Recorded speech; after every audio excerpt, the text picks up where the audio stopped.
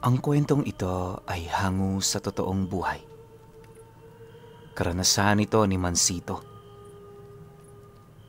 Taong 1965, Bontoc, Southern Leyte.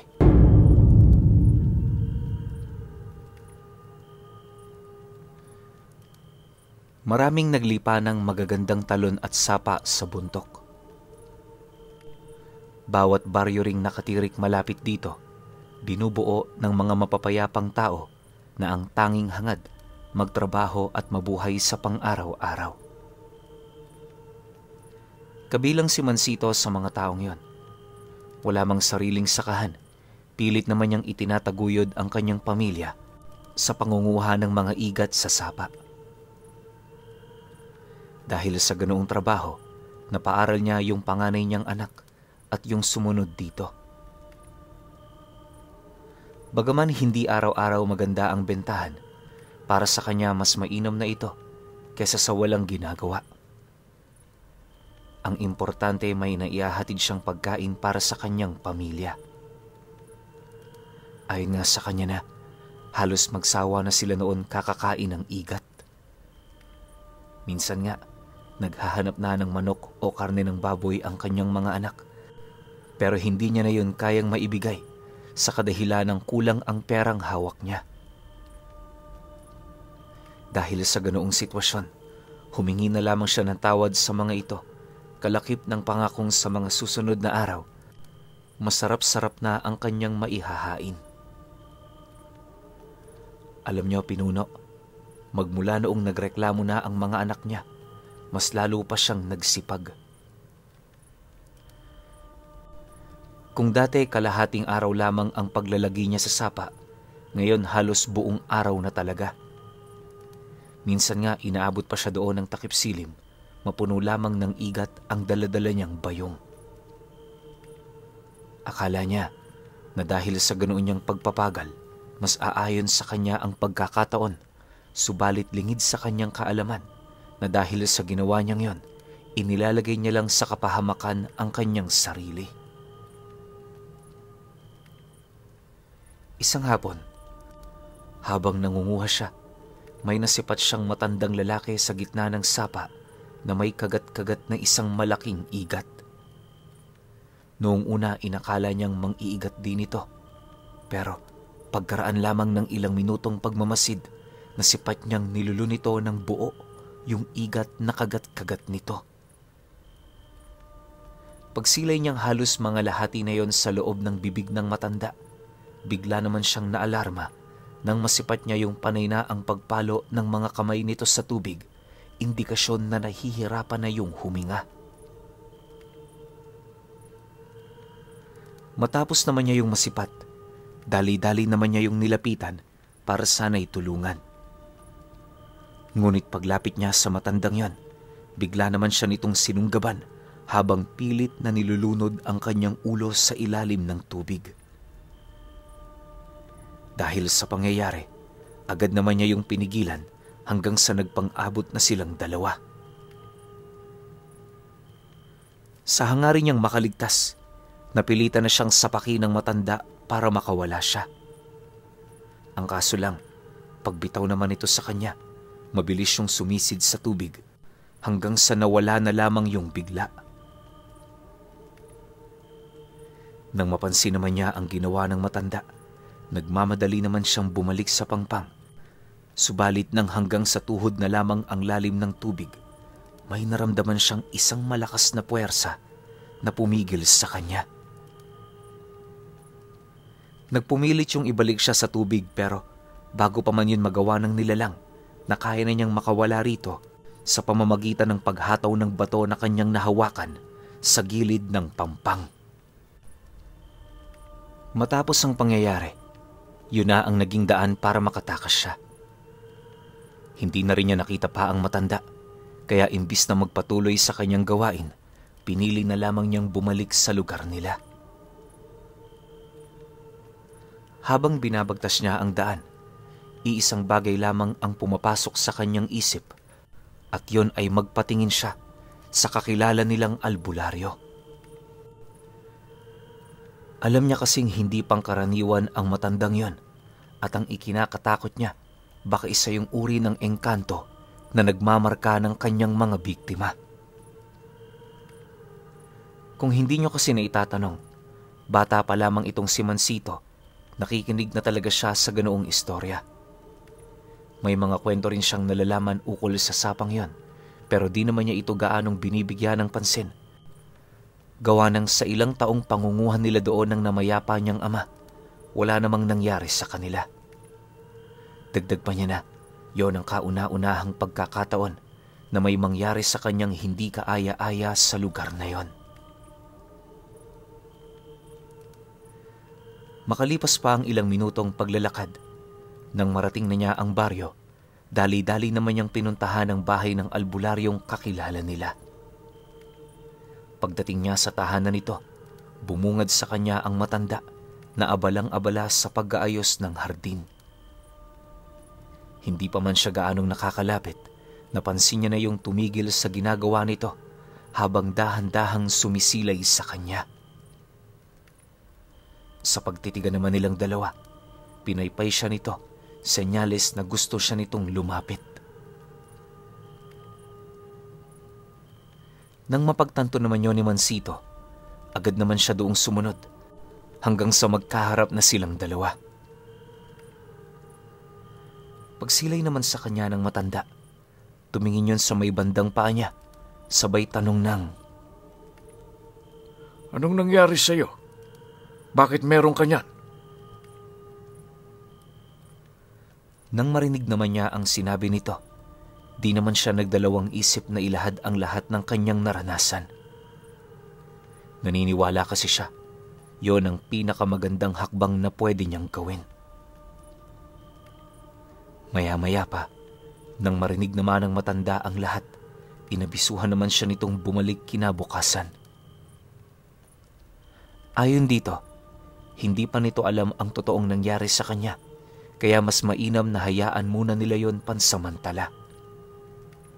Dagdag pa nito na, kung may makikita siyang nilalang sa pagsapit ng gabi, siguraduhin niyang bumalik sa pamamahay nito pagtungtong ng sumunod na araw. Pag-aralan din niya ng maigi ang kanyang katawan, nang sa gayoy mapansin niya kaagad ang senyales ng mga kakaibang karamdaman. Mariinding pinaalala ng matanda, pagtuunan niya ng pansin yung mga marka niya sa paa. Kapag naramdaman niya yung humahapdi at parang kumikirot, huwag niya itong ipagsawalang bahala. Pagkalahad naman ng albularyo ukol sa mga bagay na yon, inihipan siya nito ng dasal sa ulo, sabay may ibinigay itong maliit na garapon sa kanya na naglalaman ng langis. Habang pinapakiramdaman naman yon ni Mansito, nakaramdam siya ng malamig na sensasyon na bigla na lang bumalot sa kanyang katawan. Hindi niya mawari pero ang sensasyong yon nagdulot ng kapanatagan sa kanyang sarili. Maya-maya pa, matapos naman yung gawin ng albularyo, pinayuhan naman siya nitong umuwi na. Sa pagsapit ng gabi, panay naman ang pagtanong ng kanyang mag-iina kung bakit wala siyang dalang igat pa uwi. Hindi naman niya yun gaanong pinansin. Gawa ng yung mga naranasan niya, mas nagbibigay ng matinding takot sa kanya.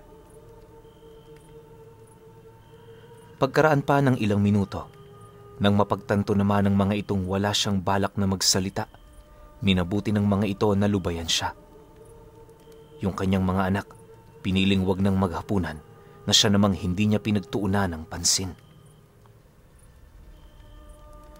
Sa pagsapit naman ng tulugan, nanatiling gising itong si Mansito. Yung katawan niya gustong-gusto nang magpahinga, pero yung isip niya pinipigilan ito na parabang may nararamdaman yung panganib na malapit ng dumating. Pagpatak naman ng 9:00 ng gabi, habang nakasilay siya sa bubong ng bahay nila, bigla naman siyang napabalikwas nang may maramdaman siyang mga yapak na animoy naglalakad sa itaas. Pabalik-balik ang mga yapak na yon na parabang may hinahanap ito.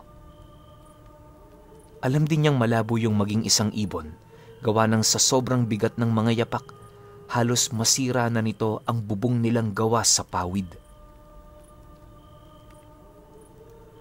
Dahil sa ganoong pangyayari, dahan-dahan naman niyang kinuha ang sundang na nakasuksok sa mismong tabi lang ng kanyang higaan. Pagkahawak naman niya rito, dali-dali naman siyang pumanhik sa kinaroroonan ng kanyang mag-iina, gawa ng ang buong akala niya, isa sa mga ito ang inaaswang. Ngunit lingid sa kaalaman ni Mansito, siya pala ang pakay ng nilalang na dumayo sa bahay nila. Sa pagpapatuloy ng ganoong pangyayari, mas lalo namang tumitindi ang mga nararamdaman niya. Nakakarinig na rin siya noon ng mga malalakas na kaluskos, kalabog, at ang kinakatakot niya ay yung iyak ng isang lalaking parang mamamatay na. Habang patuloy niya yung pinakikinggan, abot-buto naman ang panunuot ng takot sa kanyang katawan. Yung tipong sa sobrang pagkasindak ni Mansito, parang masisiraan na siya ng bait. Gustong-gusto niya na noong sumigaw pero pinipigilan niya dahil sa mga anak niyang nagpapahinga na. Maya-maya pa, nang tumigil ang ingay na kanyang naririnig, doon pa lamang siya nagkaroon ng lakas ng loob para tumungo sa sala. Tahimik niyang pinagmasdan ang labas ng bahay nila hanggang sa may masipat siyang isang lalaking naglalakad nang nakatingala. Sa bawat paghakbang nito, umuungol ang nilalang na yon, tapos yung mga kamay nito parang hindi kontrolado ng katawan nito.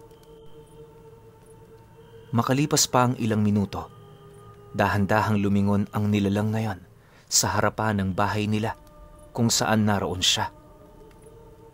Nagsimula na rin yung umatungal ng malakas at kasabay nito ang mabilis nitong paglakad patungo sa pinagsisilipan niya.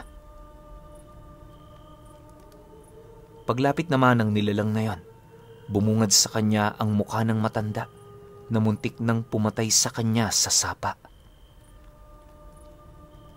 Paulit-ulit nitong kinaskas ang dingding nilang gawa sa pawid hanggang sa makalikha na ito ng isang butas na kasya ang kamay. Gustong-gusto na noong lumayo ni Mansito sa lugar na yon pero anong magagawa niya? Yung mga kamay at binti niya namamanhid na. Hindi na rin siya makapag-isip ng maayos sa kadahilanang ang namumutawi na noon sa kanyang isipan ay yung takot sa nilalang. Pagpasok naman ng kamay nito sa loob ng dingding, mabilis naman yung humawak sa kanyang damit na siyang naging sanhi upang mahataw niya yon ng hawak-hawak niyang sundang. Ayon kay Mansito, kusa lang noong gumalaw yung kamay niya. Ni hindi nga niya inisip na gawin yan, kaya nagulat na lang siya nang masipat niya ang tapyas na kamay nung matanda. Dahil sa kanyang ginawa, agad naman yung sumigaw ng napakalakas habang pilit na nagwawala. Matapos naman niyang masaksihan ng mga nangyari, mabilis naman siyang umatras habang pilit na pinigilan ang kagustuhan niyang sumigaw. Maya-maya pa, pagtahimik naman ng nilalang, tanging mga yapak na lamang nito ang kanyang naririnig. Alam niyang umaaligid yun sa kanilang pamamahay, kaya lahat ng bintana at pinto nila, sinipat niya kung may trangka. Sa sobrang takot nga noon ni Mansito, kahit wala siyang daladalang gasera, naaaninag niya ang trangka ng mga bintana. Sa abot din ng kanyang pagkakatanda, hindi siya nilubayan ng nilalang na yon hanggang sa pagsapit ng umaga. Kinabukasan pagsikat naman ng araw, imbis na magtrabaho siya, rekta siyang tumungo sa bahay ng albularyo. Sa isip-isip niya, bahala na kung wala silang makain. Basta ang importante maitaboy niya ang nilalang na yon. Sa pagdating naman niya sa bahay ng matanda, agad naman niya yung kinausap ukol sa mga naranasan niya. Lahat yon detalyado niyang ibinahagi rito hanggang sa magkaroon na yon ng kasagutan ukol sa kanyang mga katanungan. Ayon sa matandang albularyo, maaaring natipuhan siya ng nilalang na yon. Inamin din itong aswang ito na may malapit na kaugnayan sa mga magindara. Yun nga lang, imbis na sa dagat yun tumira, sa sapa yun nanahan. Bagaman nahahanay sa mahinang uri ang nilalang, hindi niya pa rin yun dapat na ipagsawalang bahala sa kadahilanang kumakain yon ng tao. Sa oras din na maituon nito ang kanyang atensyon sa isang ordinaryong tao, hindi yun titigil hanggat hindi niya yon napapatay. Pagtatapat pa ng albularyo na, katakot-takot na karanasan ang maaaring maranasan ng isang individual sa oras na madakip ito ng nilalang na yon. Dagdag pa ng matanda, walang paraan para maitaboy ang nilalang na yon, pero kung makakaligtas siya sa loob ng 3 araw, magkukusa yung iiwas sa kanya. Mariinding inilahad ng matanda na hindi yun lalayo dahil sa kabiguan nito, bagkus ay lalayo yun dahil sa kailangan nitong kumain. Nang marinig naman ni Mansito ang sinabi ng albularyo, agad naman niyang itinanong kung papaano maiiwasan ang nilalang na yon.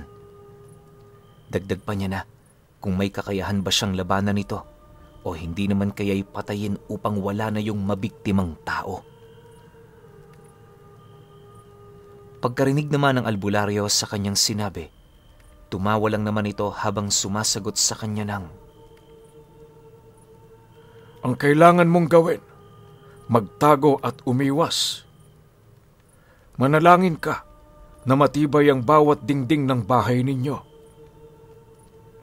Alam mo, hindi basta-bastang mapapatay ang nilalang na yon.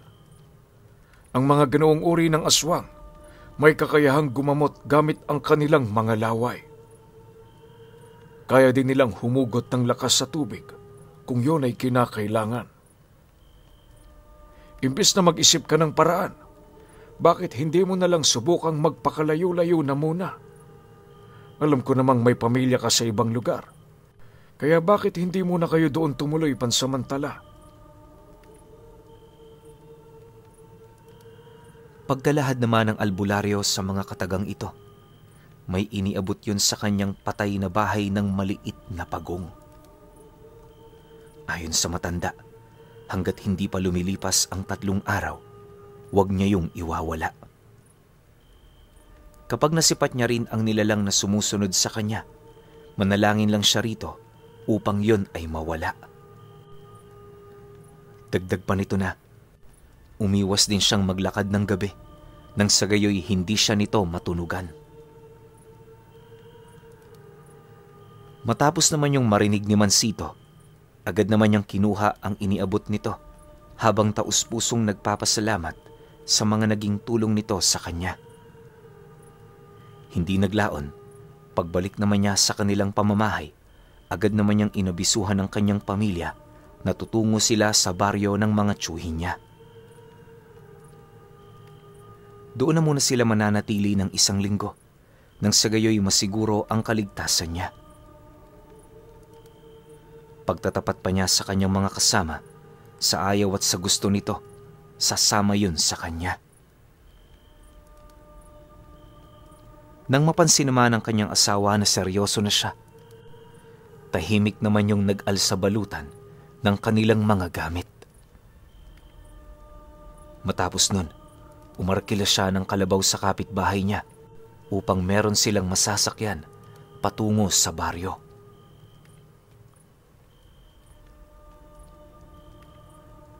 Sa kanilang paglalakbay, hindi na gaanong mapakali noon si Mansito.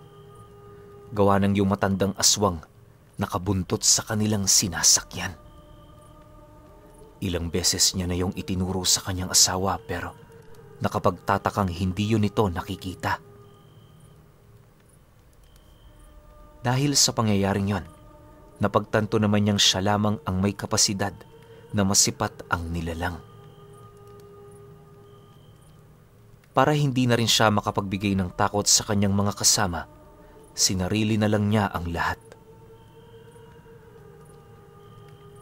Sa loob ng 5 oras nilang paglalakbay, patuloy na nakabuntot sa kanila ang matanda.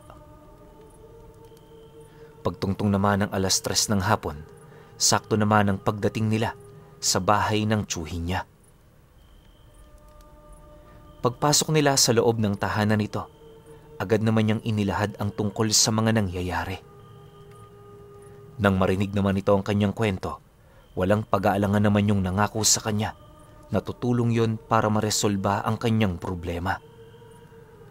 Bukal sa loob din ng pagpapatira nito sa kanyang pamilya na siya namang lubos niyang ipinagpasalamat.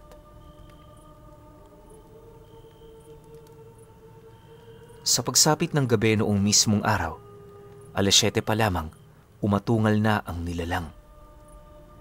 May mga nararamdaman na din silang mga kaluskos sa labas, kaya pagkatapos nilang kumain, dali-dali namang lumabas ang kanyang 2 tiyuhin para hanapin ang pinagmumula ng tunog.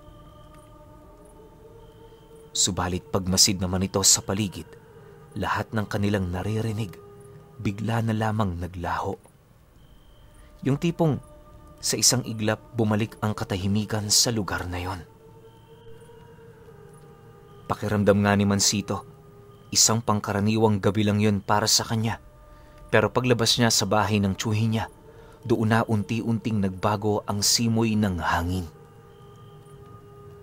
Halos segundo lang ang pagitan, bumalik na naman ang mga nakakapangilabot na tunog.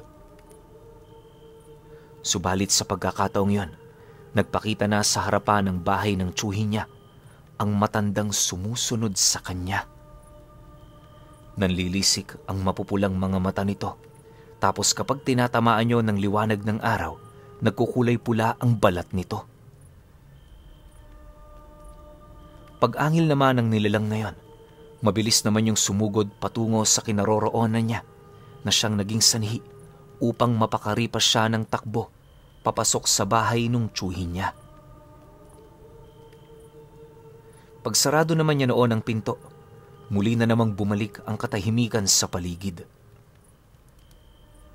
Dahil sa mga nangyari, nagdesisyon ng pumasok ang 2 tiyuhin niya para magtanong sa kanya.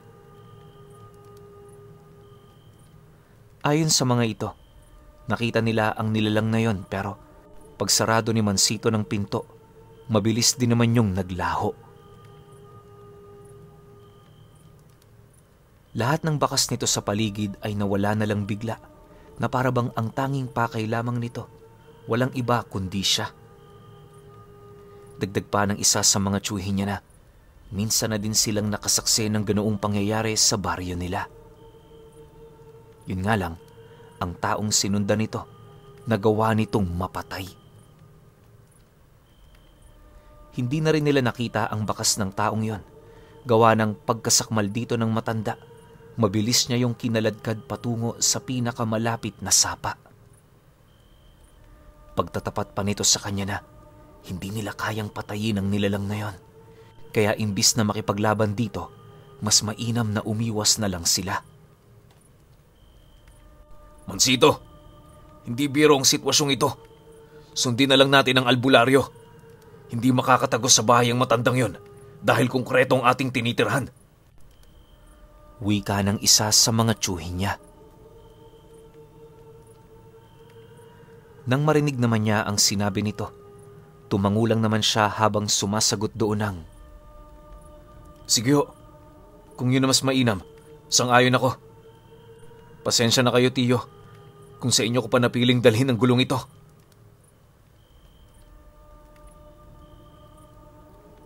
Lumipas ang gabing yon. Nagpatuloy ang kanilang pangkaraniwang pamumuhay.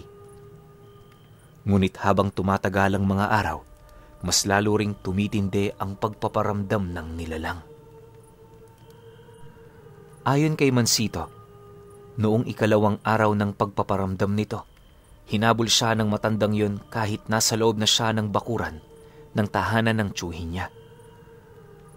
Dagdag pa niya na, kahit nasa wangisyo ng tao, ang ipinagtataka niya ay yung pabigla-bigla nitong pagsulpot sa mga lugar na hindi niya inaakalang naroon yun. Pagtatapat pa niya na, minsan na rin niyang nakita ang matanda na umahon sa putikan.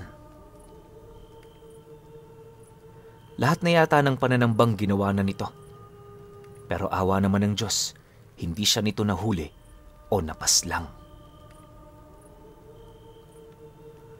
Pagtungtong naman ng 3 araw, akala niya magiging madali na lamang ang lahat, pero habang papasapit noon ang hapon, mas tumitindi rin ang nararamdaman nilang kakaiba sa paligid.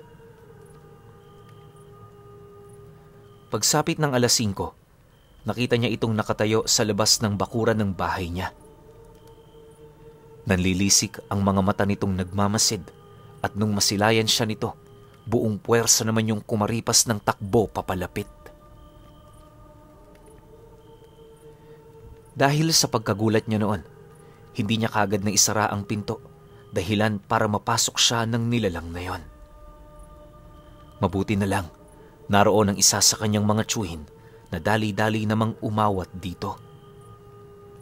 Kahit ilang beses na din nila yung pinagsasasapak at pinagpapapalo ng kahoy, nanatili pa rin nakakapit sa kanyang braso ang matatalas na pangil ng bunganga nito. Sinubukan din siya nitong kaladkarin papalabas, at nung nasa may bandang pinto na siya, napilitan ng tumulong yung mga anak niya. Dahil sa ginawa ng mga ito, nakaya nilang pigilan ang puwersa ng nilalang na yon. Pagsarado naman nila ng pinto, mabilis namang nagkalat sa paligid ang nangingitim na niyang dugo. Sa sobrang dami ng inilabas ng kanyang katawan, ramdam niya ang matinding panghihina, ngunit sa kabila nito pinili pa rin niyang magpakatatag. Inakala rin niyang doon na magtatapos ang lahat, pero sa pagsapit pa ng gabi, mas lalong tumindi ang pagpaparamdam ng nilalang. Sa puntong yon, hindi lang pananakot ang ginawa nito, bagkus ay pilit na rin yung naghahanap ng butas para sila'y mapasok. Ayon kay Mansito, paulit-ulit nitong tinutulak ang kanilang pinto, at kapag nagkakaroon nyo ng pagkakataon, pinipilit naman itong wasakin ang bintana ng bahay na yon. May mga pagkakataon ding umaakit yun sa bubong, kung saan doon niya yun walang patid na niyuyupi na para bang gustong-gusto na niyang wasakin ito. Sa pagpapatuloy ng ganoong pangyayari, wala naman silang ibang ginawa maliban sa pananatili sa loob ng bahay. Bawat isa sa kanila, armado ng mga patalim ng sagayoy maging handa sa mga kaganapang hindi naman nila inaasahan. Pagpatakpa ng hating gabi, mas tumindi ang mga pangyayaring yon na halos mayanig na ang bahay na kanilang pinagtataguan. Mabuti na lang, konkreto at matibay ang mga pundasyon nito, kaya hindi yun natinag sa pananalasa ng nilalang.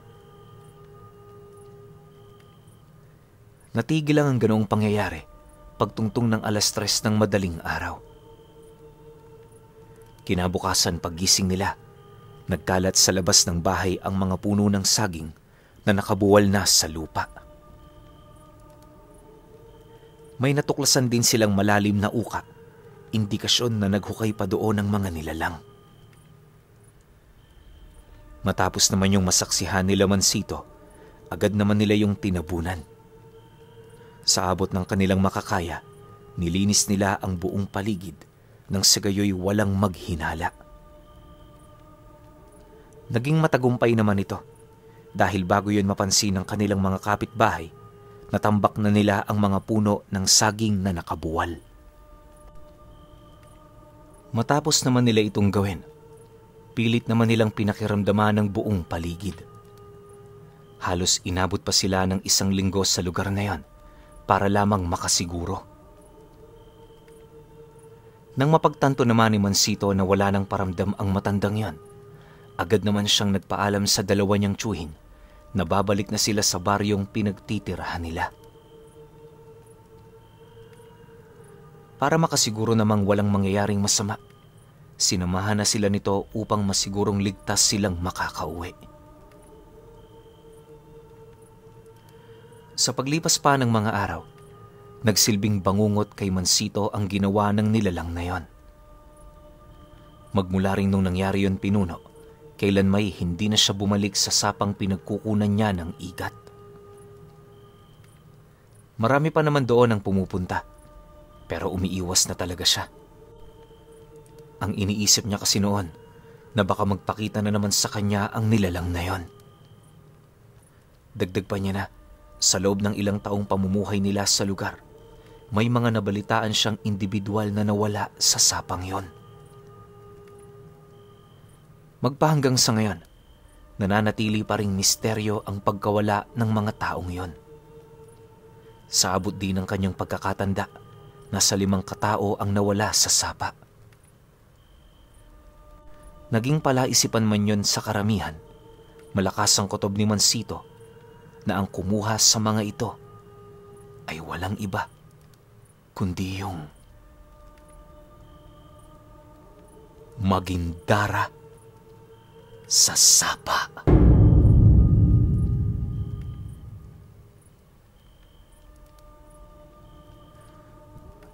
Okay, opinyon ko sa kwentong to. Alam nating lahat na ang Magindara nakatira talaga sa dagat. Yan yung aswang na sobrang lakas na pinaghaharian nila yung karagatan. So ito, hindi ko alam kung talagang yun ba rin yung tawag sa kanya. Kasi nga, sa sapa sila nakatira. Well, sapa, ilog, pwedeng kumonekta yan sa dagat. Pero hindi ako 100% sure kasi may posibilidad na itong aswang sa sapa o yung tinatawag nilang Magindara sa sapa, tinatabla ng asin. Diba? Pag sinabuhin mo, pwedeng mapaso yan. So, ito lang yung malaking palaisipan para sa akin kung talaga nga ba na Magindara sila o kalahi lang. Ibig sabihin, nasa ano sila, nasa family tree sila ng Magindara pero nasa ibang parte sila. Gets nyo? Ganun lang yung pagkakaintindi ko. So, sayang lang na hindi na ipaliwanag o nabigyan ng sariling pangalan tong aswang na to na sinasabi nung albularyo na mahina daw pero wag maliitin kasi kayang-kayang magpagaling ng sarili. So, nakakatakot ng kalaban to. Pero kayo, kung may opinyon kayo sa kwentong ito, comment nyo lang sa baba. Yun lang. Hanggang sa susunod na kwento. Salamat.